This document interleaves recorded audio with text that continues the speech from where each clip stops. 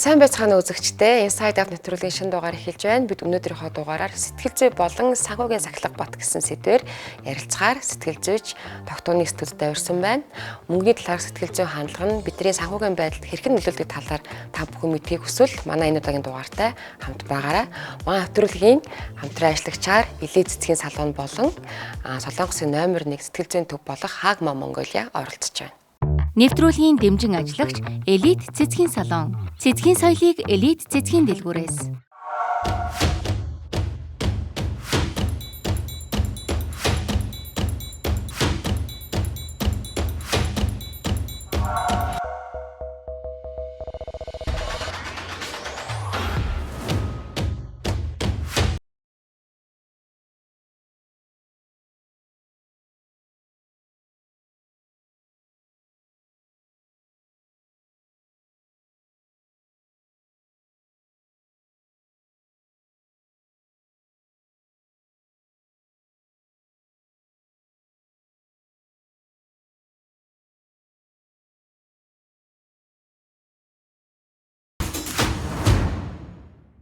Нэвтрүүлгийн дэмжин ажиллагч Hagma Mongolia сэтгэл зүйн төв.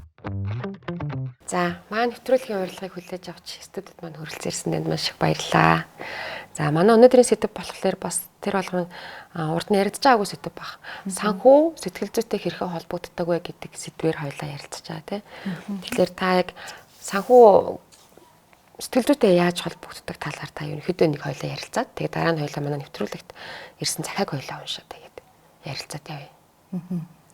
За яг 1990-ад оноос өмнө гэх юм уу нэг их тийм эдийн засгийн шинжилгээ ухаан чинь санхүүдэд сэтгэл судлалтай холбоотой юм байна. Ер нь хүний сэтгэл санааны байдал гэдэг чинь хүмүүсийн нэг юм санхүүгийн шийдрүүдэд ч гэдэм үү тэ нөлөөлдөг юм байна гэдгийг тухайлбал айхтар авч үздэг байгаадсэн. Тэгээд 70-80 оны хувьд одоо хугацаанд нэг 10 гаруй жилийн хугацаанд за таад бас мэдж байгаа. Nepco бас гаргасан бас нэг ном байгаа гэдэг шүү дээ. Think Fast and Slow гэх монголоор нь бас нэг орчуулчихсан байгаа гэдэг. Тэгэхээр тэр номыг зохиосон хоёр сэтгэл судлаач маань болохоор 70-80 онд нэлээд удаан хугацааны судалгаа шинжилгээнүүд хийсэн байгаа гэдэг. Туршилтууд гэсэн үг. Тэгээ хүн ингээд санхүүтэй холбоотой шийдвэр гаргахад яг яаж юм, яавал өөрчлөлттэй байна гэдэгт тэр нэлээд шинжилгээнүүд хийгдэж байгаад тэгээ туршилт энтрээс нь ингээд явснаа нөгөө ер маань тухайн номоороо тэгээ нийтлүүдээр юуг баталгаажуулсан бэ гэхээр хүн санхүүгийн шийдвэр гаргахад тухайн хүнд жижиг том янз янзын одоо нөлөөлөлт бол шууд орд юм байна гэдэг тийм одоо нээлтийг гэх юм да хийгээд 2002 онд тухайн бүтээлээрээ чиглэлээрээ эдийн засгийн салбарт Нобелийн шагнал авч ирсэн сэтгэл судлаач нар. Тэгэхээр энэчнээс бид урд нь бол зүгээр эдийн засгч нар гэдэг юм уу санхүүгийн салбарын хүн санхүү дээрээ аюу тийм рационал бодтойгоор ханддаг ямар нэг юм нөлөөлдөг юм а гэдэг тэр нэг юм ханаа их бариад явж идэг байсан бол нөгөө ер маань гарч ирсэн үгүй сэтгэл судлалт нь өөртөө сэтгэл зүйн талаас нь нөлөө үзүүлчихвэл шийдрүүд нь бол шал өөр болчдөг гэдгийг бол нотлоо гаргаад ирсэн. Тэгэхээр тэрнээс хойш бол яг энэ зандлын эдийн засаг гэдэг салбар бол яг саб салбар болоод ингээд хөгжөөд айгүйх судалгаанууд ерөөхдөө ингээд хийгдэж явж байна. За тэгэхээр манай нэвтрүүлэгт дэрүүлсэн хоёлаа захиаг уншиж үзье. Танай нэвтрүүлгийг тогтмол сонсдог нэгэн хүний хувьд энэ удаа өөрийн асуудлын талаар хуваалцаж зөвлөгөө авахыг хүсэж байна. Би санхүүгийн тал дээр тун хариуцлагагүй хүн, цалин орж ирмэгц хэрэгтэй хэрэггүй зүйлд үрчигдэг, зарцуулалтаа хянд сураагүйгээс болж сарын сүүлээр байнга л мөнгөгүй болчихдгоо. Заримдаа бүр үүр тавьж байж цалингаа хүлээдэгч дараа нь дахиад л мөнгөө зохицуулж чаддаггүй давтагцаар байдаг. Энэ бүхний ард миний сэтгэл зүйн байдал их нөлөөлдөг юм шиг санагддаг. Стрессцэн үедээ дэлгүүр хийсэж өөрийгөө баярлуулах гэж мөнгөө урсгадагч хэсэгхэн хугацааны дараа харамсаж улам их бухимддаг. Би энэ зуршлаа өөрчлөхийг хүсэж байна. Санхүүгийн сахилга баттай болж хэрэггүй зарцуулалтад зогсоож сэтгэл зүйгөө удирдах аргыг сурахад надад ямар зөвлөгөө өгөх вэ? Мөн сэтгэл хөдлөлөөс үүдсэн үрэлгэн зангаа хэрхэн хянаж өөрийгөө хязгаарлаж сурах вэ гэсэн байна. Ойлоо сэтгэл зүйтэй холбож ярьж байгаа шүү дээ, тэ. Тэгэхээр хүн үрэлгэн байх ч юм уу эсвэл нөгөө хэрэгтэй хэрэггүй зүйлд мөнгөө үрээд тэндээс нэг кайф аваад байна л та тэр эд материалаас би энийг авч чадж байгаа штэ гэдэг мэдрэмж хүнд нөгөө ялсан мэдрэмжийг өгөөд байна уу тэр стрессийг тайлах мэдрэмж өгөөд байна уу ч юм уу те одоо энэ санхүүг зохицуулж чадахгүй байгаа энэ байдал нь хүний сэтгэл зүйн ямар байдалтай холбоотой байгаа вэ? Бие махбодын асуудал маань сэтгэл санаагаа хямраадаг. Сэтгэл санаа хямралтайхан бол бие махбод бас хямардаг гэж ингээ хоёр талтай үздэгтэй яг адилхан. Сэтгэл санааны асуудлаас санхүүгийн асуудал үүсчиж магадгүй. Санхүүгийн асуудлаас бас буцаагаад сэтгэл санааны асуудал үүснэ. Тэгэхээр юу гэдэг ингээд яг готорцсон учраас тэр хүн санхүү дээр асуудалтай хамаа гэдэг юм нэг чиглэл юм ер нь бол байхгүй гэж ойлгож байна.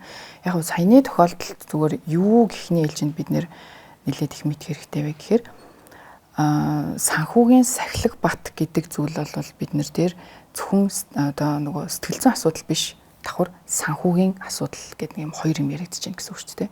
Тэгэхээр тухайн хүн маань нэгдүгээр санхүүгийн тал дээр хэр зэрэг мэдлэгтэй байдаг вэ гэдэг юм бол яригдж ялцчгүй таарна. Тэгэхээр санхүүгийн мэдлэг тэр хүнд байна уу? Санхүүгийн нөөц нь байна уу? Санхүүгийн боломж нь байна уу гэдгийг бол тухайн хүн зайлшгүй бодож явах хэрэгтэй. Эднэр нь байхгүй болоод ирэх юм бол угаасаа асуудал тулгархад хямралд орж таараа санхүүгээрээ. Сахилга баттай юугүй юу гэдгээ та нэг өөрийгөө дүгнж үзээрэй. Тэгээд сахилга батгүй байна гэдэг нь угаасаа одоо энэ нэг темптейшнтэй ингээ гаргаад байгаа үйлдэлүүдээс нь харагдаад байгаа учраас тэрэн дээр өөрийгөө яг одоо ямар асуудлууд дээр би асуудалтай байна гэдгийг магадгүй чигсааж бичээд эднэр дээр л анхаарал хандуулах хэрэгтэй гэвэл тодорхой арга хэмжээнүүдийг аваад явах хэрэгтэй. Тэгээ яг нөгөө хувь хүний хувьд бас асуудлууд бас байгаа гэж үзэж болно.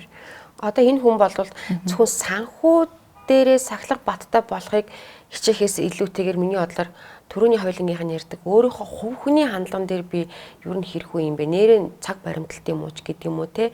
Ийм алдаанууд над дээр байгаа учраас энэ маань санхүү рүү шилжээд байна гэдгээ илүү ойлгох хэрэгтэй болчиход байна л да.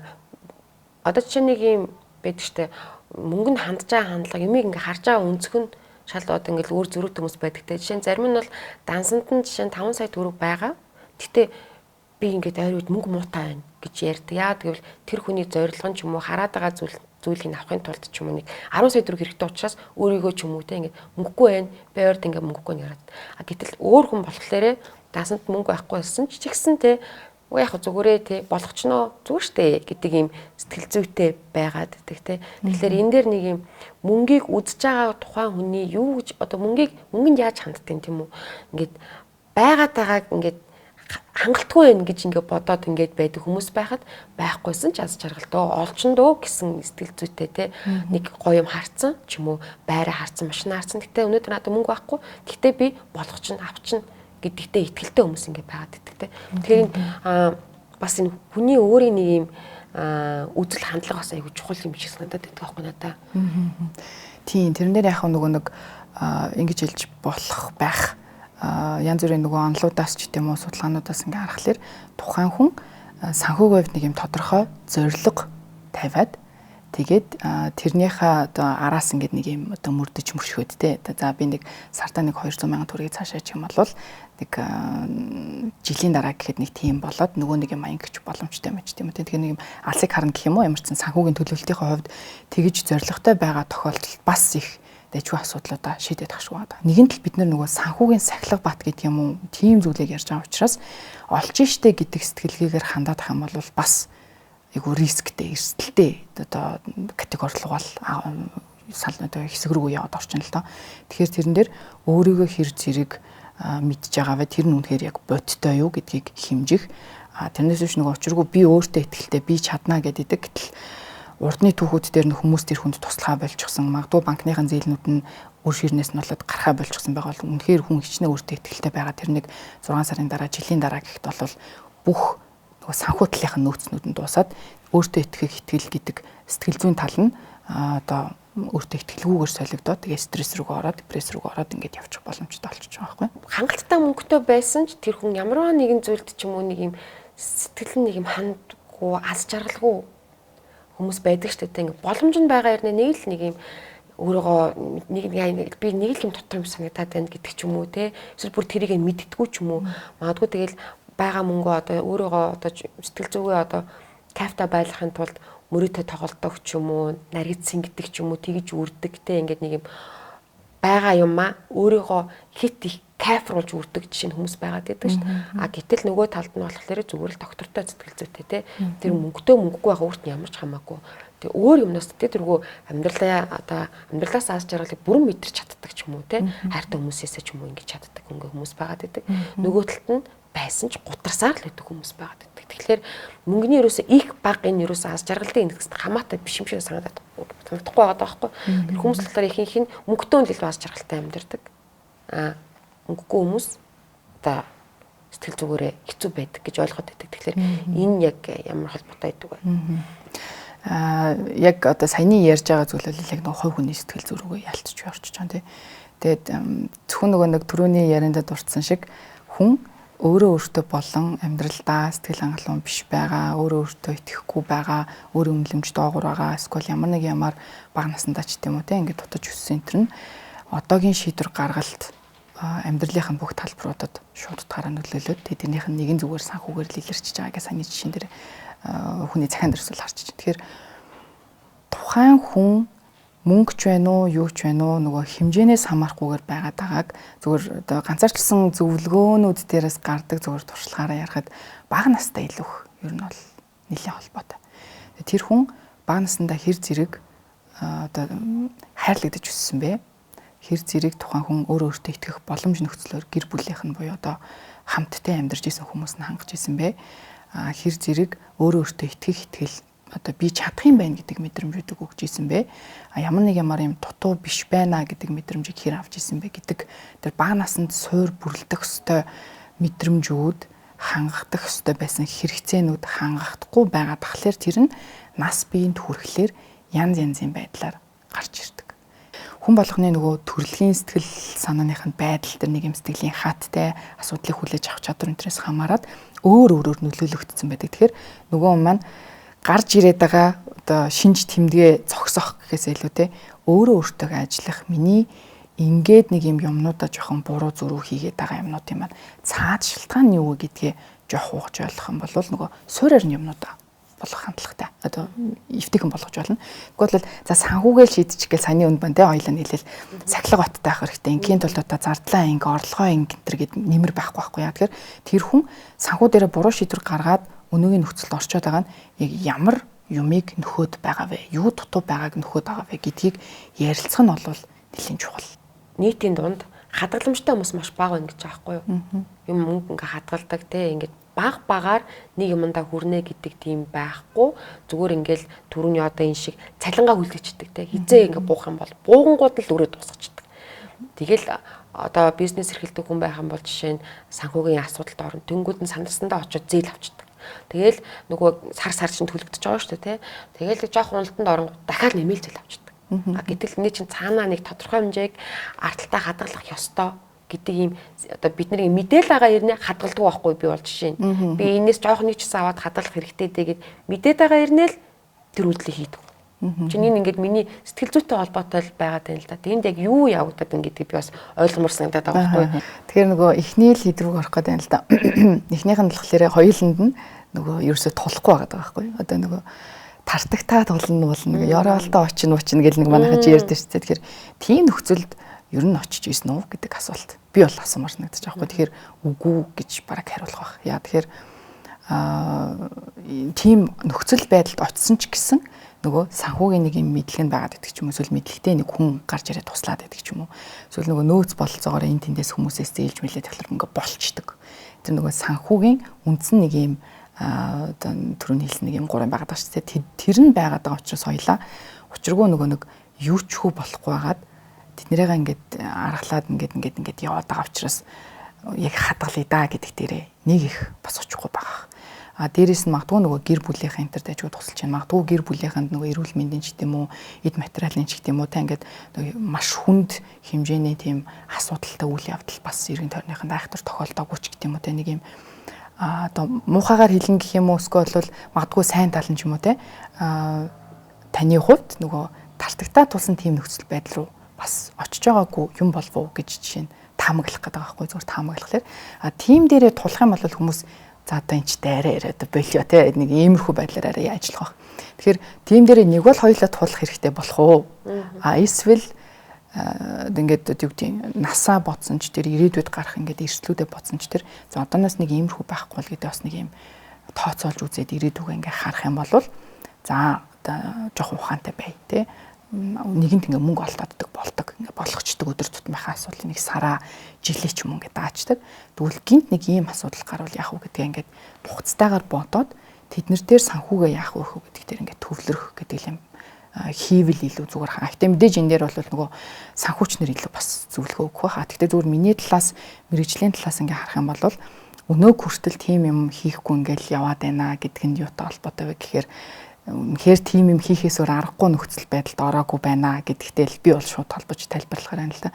Нөгөө суудсан байгаа сэтгэл зүйч бүр багын сэтгэл зүй тэр нэг гинтийн байдалд огцон мөрдөх чадвартай тийм чадвар байгаа юу? Эсвэл тухайн цаг үед нь л зүгээр одоо хэцүү байдалд ороод тэр хүн аргалахын тулд амар хичээж агаад асуудал шийдэснээ дараа дахиад нөгөө нэг ийм хариуцлагагүй ч юм уу байдал руу буцаад очих уу? Энийг зүгээр айгүй энгийн жишээн дээр тайлбарлахаар зүгээр гэж бодод байна. За одоо ингээд 40 нас хавцаа хүрлээ. Тэрнээс хойш хүмүүс биендээ анхаарч эхлэх гэдэг юмнуудыг явж.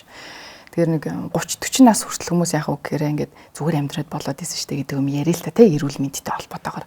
Тэгэл нэг юм уухгүй, шинжилгээнд хамрагдахгүй, дасгал хөдөлгөөн хийхгүй ингээд яваал болоод исэн штэ гэд.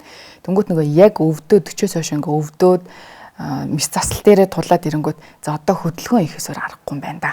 Хоолндоо өөрчлөлт оруулахаас өөр аргагүй юм байна да гэж шийдвэр гаргаж байгаатай санхүүгийн хувьд яг ижлэхэн ерөөхдөө болчиход байна гэсэн үг болж байгаа. Тэгэхээр өнөө хүртэл санхүү дээр асуудал гарахгүй ингээл яваад исэн хадгалахгүй ч гэсэн болоод байсан. Гэвчиг нөгөө бидний цаг юу вэ? Хугацаа юу вэ? Хэр зэрэг амьдрах вэ? Магадгүй бидний зорилго юу вэ те? Эрүүл мэнд дээр бол бид нар ч нөгөө гэр бүлтэй болоо хүүхэдтэй болчихлоо. За хүүхдийн хажид ядаж нэг 30 хүртэл 8 тавьчих юмсан гэдэг нэг тийм сэтлэр бид нэр за өстө хүүхдийнхээ төлөө хичээ гэдэг нэг юм орж ирж мэддэг штэ. Тэгэхээр тэрнтэй адилхан ер нь бол харьцуулчих юм бол жоох ойлгомжтой болж байгаа. Тэр нөгөө санхүү дээр бид нэр нөгөө санхүү дээрч байсан эрүүл мэнд дээрч байсан тэр нэг юм хэцүү нөхцөл байдал гэдэг ямыг ер нь заавалчгүй яг тулгах хэрэгтэй юм уу гэл зүгээр бодъё л та. Тэгэхээр үеэ бодож жагаад өөрхөн насагч юм уу энэ нөхцөл байдлаа ингээд бодож жагаад тэр нөхцөл байдлыг нь хүлээгээд ингээд суугаад тахаар одоо айгу хүнд тусгаад байна штэ бүх талбар дээр тий. Тэгэхээр заавал тэр хүртэл нь хүлээх юм уу наан нь мэддэг чаддаг хүмүүстэйгээ зөвлөлдөж жагаад өөрийнхөө одоо өмнөх түүх энтрийг харж агаад за цаашаа тэгвэл би эрсдэл энэ нөгөө санхүүгийн эрсдэл болчих жоо. Эрүүл мэндийн эрсдэл гэдэгтэй ажиллах. Тэр санхүүгийн эрсдлээ байхгүй болохын тулд одоо тэгвэл ядаж нэг юм ухаан эрүүл байгаа дээрээ тий өрөнд ороод бөө юм болчих юм бол эрүүлэр сэтгэх боломжгүй болно шүү дээ. Нөгөө стресс дөрөө сэтгэл готролд орчих юм бол юу нөгөө өөрийгөө харааж зүгтэг рүүгээ орно. Эргэн тойрныхоо хүмүүсийг буруутгах дээрээ тулаад ингэсэн нөхцөлд бол бид нэр эрүүлэр за одоо ингээ мөнгө хадгалахыг бодож сууж явах боломж байхгүй байхгүй. Сэтгэл зүйн хувьд гэр бүлийн хүмүүжлэг гэж ярьсан тий. Тэрнээс гадна шашны ингээд нэг жоохон юм нөлөөлөл. Жишээ нь одоо даруухан бай, бити шуналт гэдэг ч юм уу те. Ийм уг нь чинь шунал гэдэг юм чинь нэг арай өөр болцоод байна шүү дээ те. Гэтэл тэрийг хүн шууд ойлгохдоо би баян байж болохгүй мэн гэдэг нэг хэсэг ойлгоцсон явдаг байсан монголчууд ингэ баян байл муухай муусан баячууд гэж тэд нэрээ хараадаг болсон ч юм уу те. Нөгөө хэсэг арай өөр шашинд болохоор хүн мөнгөтэй авах хэвээр те. Аз жаргалтай сайхан эрүүл амьдрахын тулд хүн мөнгийг хэрэглэх ёстой. Тэгэхээр хүн мөнгөтэй авах ёстой. Зүгээр инээсээ л бусдаа өгдөг ч юм уу, хандив өгдөг ч юм уу, сайн үйлдэл зарцуулах ёстой болохоос биш. Их мөнгөтэй авах нь бол асуудал биш гэж үздэг. Жишээ нь тийм шашны хандлагууд ч юм уу ингээд нэг багаас нь суулгацсан нэг юм хандлагууд хүний мөнгөнд буруу харьцах тийм мөнгийг буруу үзэх ч юм уу, мөнгө муухай гэж бодох ч юм уу, тийм үзэл хандлага оролдог. Шашны хувьд байна уу, юутай холбоотой байна уу тухайн хүн санхүүгийн хувьд ийм шийдвэр гаргаад мөнгөнд хандах хандлага нь өөрчлөгдөд нэг юм тогтцоод байна шүү дээ. Тэр юутай холбоотой вэ гэхээр ямар хүрээлт байгаа вэ гэдэгтэй угаасаа ойлгомжтой холбоотой. Тэр нөгөө гэр бүл нь ямар байна, гэр бүлээс яг юу сурсан, гэр бүлээс нэг бол тэднийг дагах ёстой мэн гэж сурж байгаа, нэг бол эднэрийг дагаж болохгүй юм байна. Тэгэх юм бол би үр ширэнд ороод тэтэй айгүй хэцүү амьдрах юм байна гэдгийг ингээд сурж байгаа. Тэгэхээр магадгүй шашны хувьд ч гэсэн ижлэхэн төстэй юм шиг надад санагдаж байгаа. Шашныг дагнаа, шашны хувьд одоо тодорхой нэг шашин шүтлэгтэй байх юм бол нэг иймэрхүү хандлагатай байна гэдэг нь тэр шашин гэдэг чинь буцаагаал тухайн хүнд нөгөө итгэл үнэмшлийг өдөр тутам үйлдэх үйлдэлүүдийг л зааж өгөх гол суурь нь болж өгч байгаа шүү дээ. Тэгэхээр тэр гэр бүл байна уу, гэр бүлийнхэн сайн болон муу нөлөө байна уу, шашныхын хувьд сайн болон муу нөлөө байна уу ялгаагүй аль аль нь л тухайн хүнд нөлөөтэй. Тэгэхээр өдөр тутам гаргаад байгаа характер, үйлдэл, шийдвэр гаргалтууд энтрийн цаана хүнд угаасаа юу гэдэг вөхөр юм суур итгэл үнэмшил гэдэг юм байна. Тэр суур итгэл үнэмшил чинь нөгөө өсөж төрсэн орчин хүмүүс тэр хүнд жоохон бахт нь яаж хандж ийсэн нэ тэрийг бүх юмнаас шалтгаалж байгаа учраас тэрэн дотор тэр шашин жорж ийн, ээж аавын хандлага жорж ийн, жоохон томроод ирэнгүүт нөгөө эргэн тойрных нь багшийн нөлөө те ангийн хүүхдүүдийн нөлөө том болохоор биднэрт найз нарын нөлөөлөд гих мэтчлэнгээр ингээд нөлөөлөд ороод ирчдэг учраас тэдний нэг хэсэг нь бол угаасаа байх боломжтой. Гэхдээ зөвхөн шашнаас болоод гэж хэлэх нь тухайн хүний хувьд тэр ихтгэл үнэмшил гаргаад байгаа үйлдэл шийдвэрүүдэд нь шашин хэр зэрэг хэмжээ эзэлдэг вэ гэдэгтэй нь л холбоотой байж бол магадгүй. Мөнгө бол зүгээр л тгийн тоонуудын л нийлбэр гэж. Тэгээ тэр чиний тансанд 2 тгийн тоотод мөнгө байна уу? 3 тгийн тоотод мөнгө байна уу? Энэ зүгээр ард нь тгийн тоо нэмэгдэх хасагдах ухааны л юм ярьж байгаа. Гэтэл хүн нөгөө дотроо бодохоор 200 сая төгрөг бол ингээ байсан чинь дахиад нэг тэг нэмэгдэхэр юу гэнтэй 2 сая төгрөг гэл ингээ бодохоор зүгээр тэнд ингээд санхүүгийн хүмүүс ч юм уу одоо бүр ингээд мундаг ингээд амжилтанд хүрсэн хүмүүс л болохоор яагаад зөрөгтэй том тоо ярьж явдаг вэ гэхэлэр тэдний хувьд бол энэ зүгээр л хитэн тгийн асуудал яваад байгаа байхгүй. Тэгтээ дэргүй энэ одоо бидний мөнгөний аппликейшн дээр ингээд мөнгө шилжүүлдэг шүү дээ тий. Энэ зүгээр ингээд орж л байдаг, гарч л байдаг. Энэ цаанаа бол зүгээр нэг системэн дээр гаргагдаж байгаа хитэн тоонуудын л орж ирж солигдож байгаа ингээд нэг юм үйлдэл юм аа. Энэ нэг тийм амар чухал чиний амьдралыг бүр ингээд тэнцэлж байгаа тий. Одоо энэ л байхгүй бол би ингэ чинь гэл энийг олж авахын төлөө би ингэх ёстой энэ гэдэг асуудал огт бишээ. Эхлээд харж байгаа зураг том болгоо. Эхлээд өөрийгөө хөгжүүлэх ч юм уу те. Гэтэ тэргүй чи өөрийгөө ингээд одоо боловсралтай, чадaltaй, мэдлэгтэй, дээрэс нь сэтгэл зүйн хувьд бат суурьтай болгочих юм бол чи хэдэн ч тгийн тоогоор оролдож болно шүү дээ гэдэг нэг тийм юм уншижсэн. Тэгээ надад энэ нэр хүнд ингээ ойлгуулчих юм бол мөнгнөөс айх ч юм уу те мөнгөний төлөө сандарч гүүх ч юм уу ингээд мөнгөний асуудал орохлоор готрах ч юм уу ийм асуудалд орохгүй байна. Хамгийн гол нь тухайн хүн л зүгээр өөрийгөө л чадваржуулах хэрэгтэй болчиход байгаа юм байна гэж би яг бодож исэн байхгүй. Тэгээд жоохон мөнгнөөс айхаа болцсон шүү гэхгүй юу тий. Уучин яана айгүй эерэг нөлөө үзүүлсэн. Яана л гэдэг байсан бол одоо л окей би зүгээр хичээх л ёстой юм шүү дээ. Энэ мөнгө бол дараагийн асуудал юм байна. Эхлээд би өөрөө юм байна гэдэг тийм бодолтой болсон. Айгүй бага орлого олдог. Тэгээ тэрнээсээ илүү нөгөө олж чадахгүй байгаад байгаа. Тэг магадгүй нөгөө амьдарч өссөн орчин эргэн тойронд нь хэлсэн хүмүүс нэгээд мөнгө л айгүй хэцүү болддог шүү те. Энэ тэргээл нэг юм сурталхуулах хийгээл мөнгнөөс жоохон айлгаад өссөн байгаа тохиолдолд тийшээ ингэж өсрөн гэдэг бол жоохон хэцүү. Тэр тийм сэтгэхүйтэй болно. Мөнгнөөс айх айц гэдэг нэг юм бий болчиход байгаа байхгүй. Тэр бол жоохон хэцүү. Тэгээ нөгөө юм жоохон их мөнгө ороод ирэнгүүт л нөгөөдгөөс ингээ айчдаг. Нэг 5 сая ч юм 10 сая төгрөг гингүүт л айгүй их мөнгө санагдаал тэрийг яад зарцуулнаач тийм үү те янз бүрийн болчууд гэл ингээл айцсан хүрээд ирдэг ч юм уу. Тиймэрхүү нөхцөлтэй байгаа тохиолдолд бол одоо саяны таны ярьсан шиг нөхцөл рүү шууд өсөрөхөд бол ер нь бол жоохон хэцүү гэж бол би төсөөлж байна. Харин нөгөө багасаа одоо жишээлбэл хоёлаа те ингээм юмнуудаа зохицуулаад бодсон юмдаа хүрээд тэрнийхэн дагуу ингээд эргэн тойрныхоо нөөц болцоо энэ зүрмэнд ашиглаад ингээд асуудалгүй юмнууд ингээд баг багаар сайжраад байгаа тохиолдолд бол тэр мөнгөний юм ихслээ нэ тэр гэх юм бол нөгөө багасаа ахвалаад байсан сэтгэлгээ нэрээ тийм биш тэгээд айгу хурдан өсөрчж байгаа гэх юм надад бол яг тийм сэтгэл төрж байхгүй. Тэгэхээр яг нөгөө мөнгөний айцтай мөнгийг ингэж арвжуулж чадахгүй байгаа олон тоо харангуутлал ингээл паникнд ороод юу вэ энэ гэж байгаа тохиолдолд бол тэр ирээд нөгөө мөнгнөөс айх айц болол тэгээ тийм хүмүүсийн дутагдaltaй тал чинь нөгөө олон мөнгөн дээр тоглох нэтрэ гэдэг юм бол ер нь бол бараг л хийхгүй талруу ч юм уу тиймэрхүү юм руу бол бас орчин. Тэгэл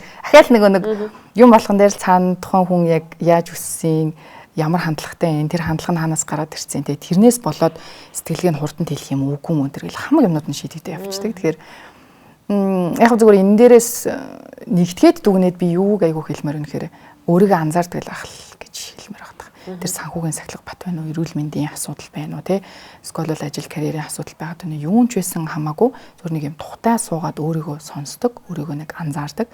Тэгээ би ер нь яагаад байгаа вэ? Одоо жишээлбэл саяны одоо захаа илгээс өмнө бол анзаараад штэ. Би ингээл мөнгө ороод ирэхлээр нь л үрчээд байна гэх нэг юм сахилга батгүй гэж би өөрийгөө хараад байна.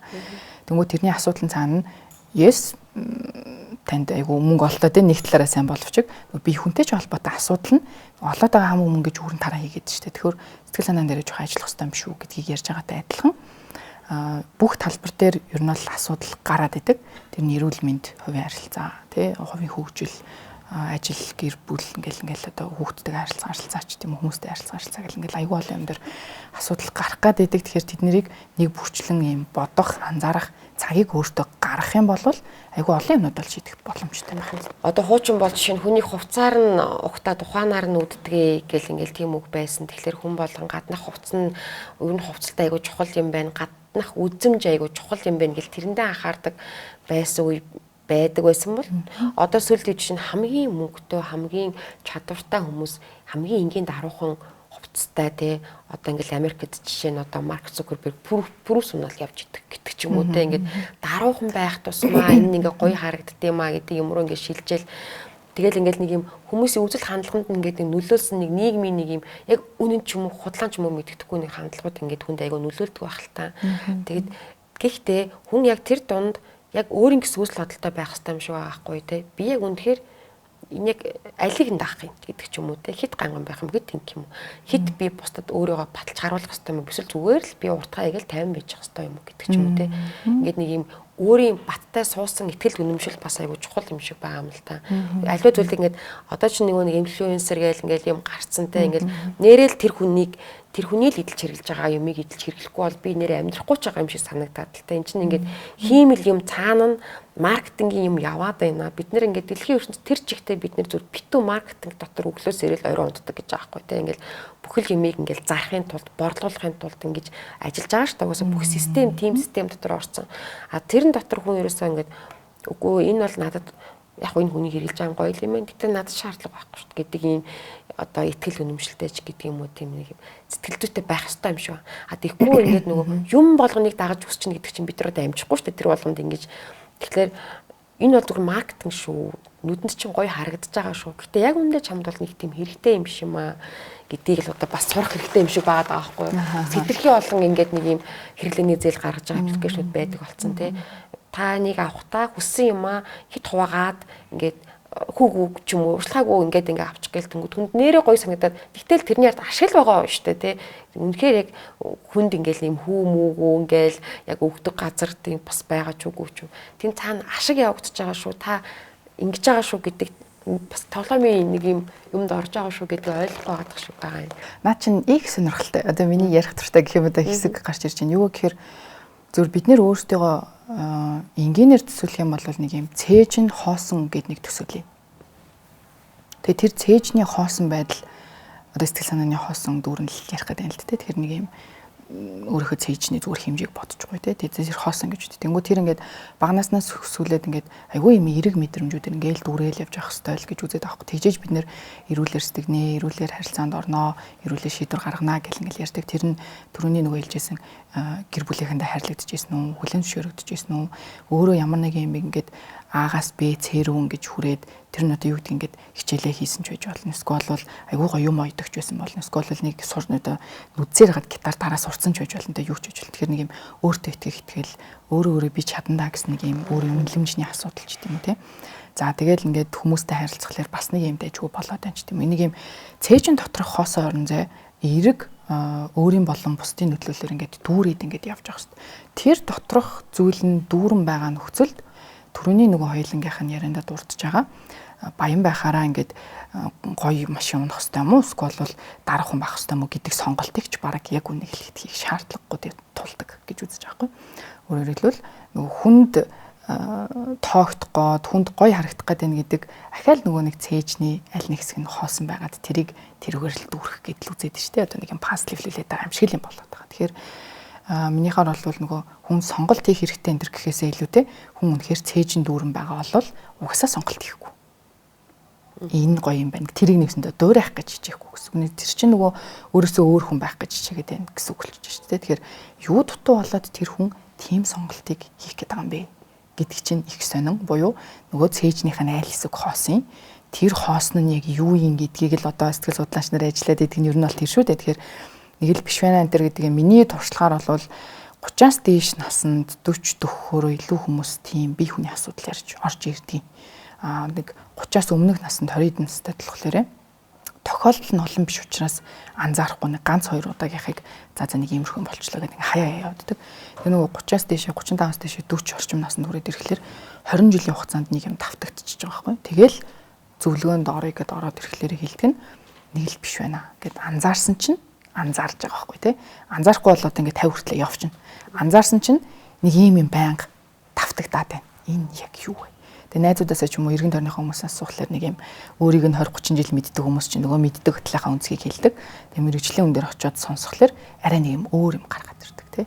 Тэгэхээр тэр талаас нь би бол тайлбарлахаар. Тэгэхээр одоо үнэхээр өөртөө ихтэй доторхон дүүрэн чадна гэдгээ мэдж байгаа тэр тохиолдолд санхүүгийн сахилга бат байна уу, бие махбодынх нь ч байна уу, ажил карьер нь ч байна уу, хүнтэй харилцах нь ч байна уу, хүмүүст гоё харагдах юм уу, үгүй мүү гэдэг дээр сонголт хийгээд байх шаардлагагүй зүгээр ингээд өөр явж идэг. Тэрийг нь бусад хүмүүс энэ хүн өөрөө байна да гэдгийг инж мэдэрч идэг.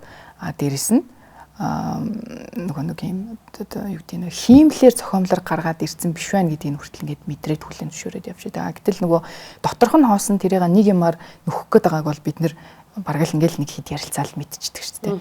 Манай их олон жил амар үнэтэй тавилгын дэлгүүрт ажиллаж байгаа байхгүй юу. Тэгэл ингээл ярьжсэн чинь ингээл хүмүүс орж ирэл манай үнэтэй тавилгуудад ч хүүхдийнхээ өрөөнд хүртэл амар үнэтэй тавилга аваад гараа явдаг. Тэгээ бараг яг тэгдэг байна тий. Хүүхдэд яахлаараа тийм амар үнэтэй чинь зүгээр тавилга штэ хэрэггүй штэ тийм юмд ингээ мөнгө өрдөг гэд ярьжсэн чинь миний санаа болохоор магадгүй тэр эцэг хүүхдтэй үнэтэй тавилга авч өгөөд тэр мөнгийн тэдний танс руу шилжүүлээд гараа явахдаа амар кайф авдаг бол яах юм те.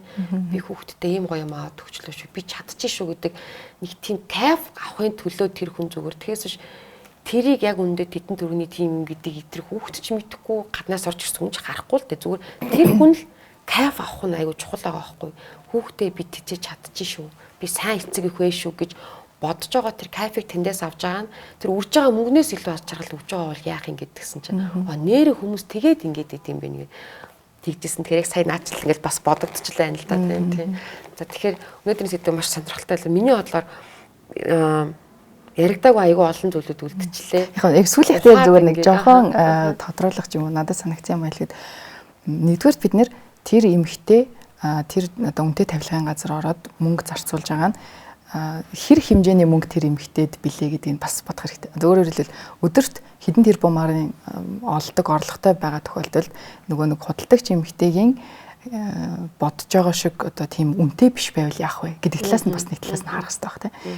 Нөгөө талаас нь магадгүй нөгөө хүүхэдтэй айгу гоё юм хийж өгч ийна гэж бодож байгаа. Гэхдээ миний зүгээр нөгөө гол гаргаж ирж байгаа юм нь хүүхэд тань тэгж бодож байгаа юу гэдгийг бас нэг талдаа байнга бодож явах хэрэгтэй шүү гэж зөв илүү нэг хүүхд рүү чиглүүлээд бас ярьчмаар байна. Тэгэхгүй бол эцэг эхчүүд яадаг вэ гэхээр хүүхдтэйгээ аягүй ойр дотн байдаг ярьдаг гэдэг боловч одоо нөгөө том болохоор найз шиг баймаа гэл ингээл зөвлөгөөнд явдаг шүү дээ. Тэгтэл найз шиг бай гэхээр нөгөө байцаал хийгээд эхэлдэг байхгүй юу? Яасан сургууль дээр чи ингэснүү тэгснүү нэтэрэ гэдэг. Гэтэл яг үнийг хэлэхэд нөгөө хүүхдтэй гоё юм өгж ийна хүүхдтэйг аягүй тэр нөгөө бага наснаас нэг юм сэтгэлийг дүүрэн байлгаал гэд яриад байгаа шүү дээ. Тэгэхээр тэр хаанаас гарч ирэх үү гэхээр бид нэр зүгээр найз шиг бай гэж байгаа бол өөртөөхөө сайн найзыг бодъё л доо. Дэрэгт нь очихлаар намайг шүмжилдэггүй юм ярихлаар тэрнэр минь зөвлөгөө өгчдөг.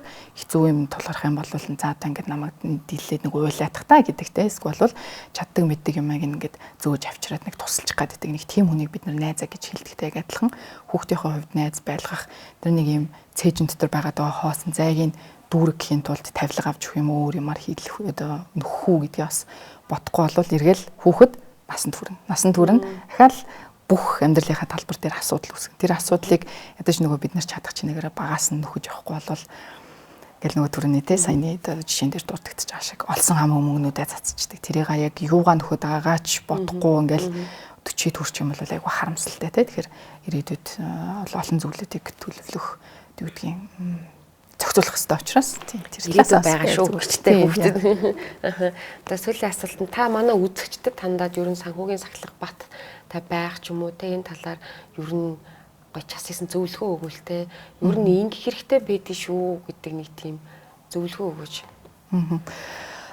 Яг санхүүгийн сахилга баттай байх ёстой гэдэг дээр бол эдийн засагч нараас зөвлөгөө авсан дээр байх. Миний хувьд хэлж чадах зүйл юу вэ гэхээр яг санхүүтэй холбоотой асуудал гарч ийнө гэдгийг анзаарах. Тэрний цаана үүсгэж байгаа асуудал нь сэтгэл зүйн асуудал уу, гэр бүлийн асуудал уу, үнэхээр магадгүй санхүүгийн асуудал уу, тэгээд санхүүгийн сахилга батны асуудал байна уу гэдэг нөгөө суур шалтгаанаа зөв олж хараасай. Тэгээд тэрэнд нь тохирсон асуудлуудаа шийдчих юм бол санхүүч вэ юу ч вэ нүү ер нь л асуудал гараад байгаа харьцангуй бага болчихно л гэж хэлмээр. За баярлалаа. Маш сонирхолтой сэдвээр ярилцлаа. Тэгээд таны ажил үйлсэд өндрөөс өндөр амжилт хүсье. Тэгээд бас дараагийн удаа илүү гоё дэлгэрүүлээд арай өөр талаас нь ярих боломж олох байхаа гэж найдаж байна. Тэгээд манай нэвтрүүлэгтэй хамтран ажилладаг элит цэцгийн дэлгүүр болон хааг мам сэтгэл зүйн төв байгаа. Тэгээд тэрнээс танд гоё гарын бэлэг явуулсан маа. Нэвтрүүлгийн дэмжин ажиллагч Элит цэцгийн салон. Цэцгийн соёлыг Элит цэцгийн дэлгүүрээс.